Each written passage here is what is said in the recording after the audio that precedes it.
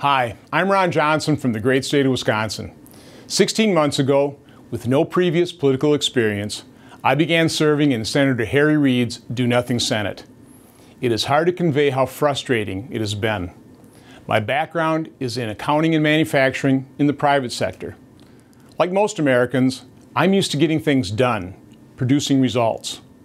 The American people understand that we are facing enormous economic challenges, and they are looking for solutions, not political games. They have every right to expect their elected officials to be responsible and accountable. We should be making the tough decisions, taking the hard votes, and developing real solutions to our nation's urgent problems. But that's not what's happening in the United States Senate. It has been over 3 years since the Senate passed a budget. Think about that. Even though families and most businesses produce budgets to help control their finances, the largest financial entity in the world is operating without one. Why? Because Democrats in the Senate refuse to be held accountable. They either don't have a plan, or they simply do not want their fingerprints on one. Maybe that's because their plans generally rely on taking more money out of the pockets of hardworking American families. Republicans have proven that we are willing to be held accountable. Since regaining a majority in the House, Republicans have fulfilled our responsibility every year by passing a budget. But so far, those good faith efforts have died in the Democrat-led Senate. For his part, President Obama has done nothing to encourage the Senate to pass a budget. Just this week in the Senate, the president's budget lost by a vote of 0 to 99. Last month, it failed in the House by a vote of 0 to 414. And last year, his budget lost 0 to 97 in the Senate. This is a stunning repudiation of his leadership. At a time when America requires sober financial management, President Obama's fiscal plans have been so unserious that not a single member of his own party supported them with their vote. Without a budget, is it any wonder that America's fiscal house is in total disarray? President Obama has submitted 4 budgets, but none of them ever included a plan to save Social Security or Medicare. These are important programs that millions of Americans rely on. Without reform, they will not survive. And yet President Obama offers no solutions. And because of the exploding debt caused by his failed policies, Americans are suffering every day from a faltering economy.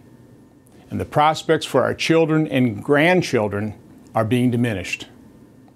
If you are concerned about the financial future of America, these are not encouraging results. We all want to see America prosper. We all want every American to have an equal opportunity to build a good life for themselves and their family. And we are all disappointed by the failure of President Obama's economic policies. President Obama promised far more. If we had only known that at this point during his term in office, average gas prices would more than double, our nation's debt would increase by $5.3 trillion, and unemployment would never fall below 8%. Instead of concentrating on job creation, President Obama has concentrated on growing government and increasing its control over our lives. His budget-busting stimulus plan grew government, grew our debt, but failed to grow our economy. President Obama then turned his attention to taking over 1/6 of our economy. He promised his health care plan would lower family premiums by $2,500 per year, but instead, they have increased by $2,300. The President and members of his administration are true believers in big government. They point to the 46 million Americans now on food stamps as a metric of success. It is not. It is a metric of failure that highlights how his policies have not put Americans back to work. Because of his policies, dependence on government has increased, and individual opportunity has declined.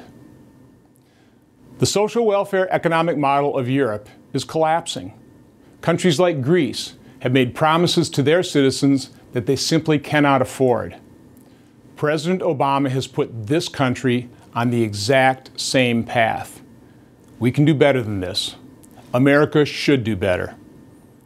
It is time to return to the values and principles that made this country great. I grew up in an America that valued hard work and celebrated success. America became the economic engine of the world, not because of government, but because millions of Americans had the freedom to pursue their dreams. We can reclaim this heritage once again and build a society where hard work is rewarded and every American has the opportunity to succeed. Republicans are ready, willing, and able to lead this noble effort. Thank you.